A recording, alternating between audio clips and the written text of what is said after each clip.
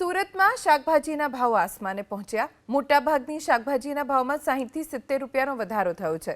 સુરત એપીએમસીમાં નાસિક બેંગ્લોરથી શાકભાજીની આવક થાય છે, પણ ભારે વરસાદના કારણે આવક ઘટી ગઈ છે। આવક ઘટતા ભાવ આસમાને પહોંચ્યા। ટામેટા અને લીંબુના પ્રતિ કિલોના ભાવ 100 રૂપિયા, તુવેરનો ભાવ 150, પાપડીનો ભાવ 180 રૂપિયા પ્રતિ કિલોએ થયો છે, જેના કારણે ગૃહિણીઓનું બજેટ ખોરવાઈ ગયું છે।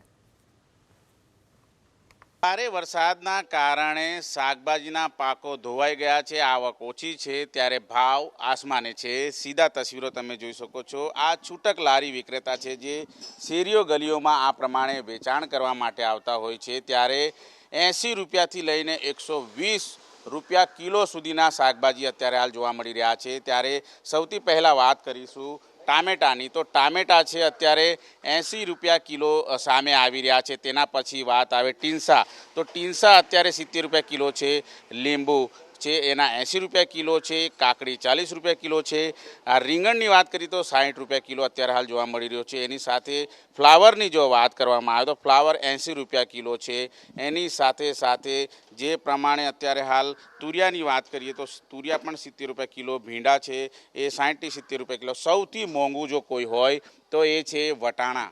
વટાણા અત્યારે 120 રૂપિયા કિલો અત્યારે મળી રહ્યા છે। એની સાથે પાપડી 80 રૂપિયા કિલો છે, પરવર 80 રૂપિયા किलो, गिलोड़ा એટલે 80 रुपया थी लेने 120 रुपया किलो।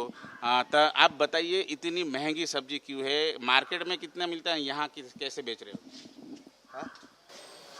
अब मेरे भाड़ा वड़ा सब मिलता है ना भाई, इसमें क्या बोलूँगा मैं इसमें। सब्जी महंगी, वहाँ मार्केट में कितनी महंगी सब्जी मिलती है? महंगी मिलती 70 रुपये किलो, यहाँ ला के 80 रुपये किलो बेचना पड़ता है, भाड़ा वड़ा सब लगा के। ऐसा है। जो ग्राहक है वो किस तरह से आपके साथ बातचीत करे, इतनी महंगी सब्जी है, लेते हैं? लेते हैं ना, सब्जी तो लेना ही पड़ेगा, जब महंगा हो जाए सस्ता हो लेना ही पड़ेगा ना। क्या कारण है कि इतनी महंगी सब्जी है? बरसात की वजह से खाली है सारी। तो सब्जियाँ आ रही है मार्केट में? आ रही नहीं है, अभी तो आएगी। कम आ रही है? कम आ रही है।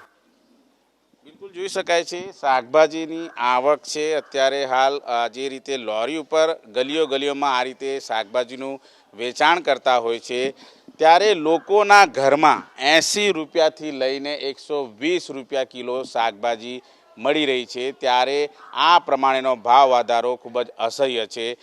ગૃહિણીઓ લાલધૂમ થઈ છે અને ભાવ ઘટાડો થાય તેવી કામગીરી કરવા સરકારને અપીલ કરી છે। કેમેરામેન રાકેશ પાનવાલા સાથે ધનરાજ બાગલે, એબીપી અસ્મિતા, સુરત।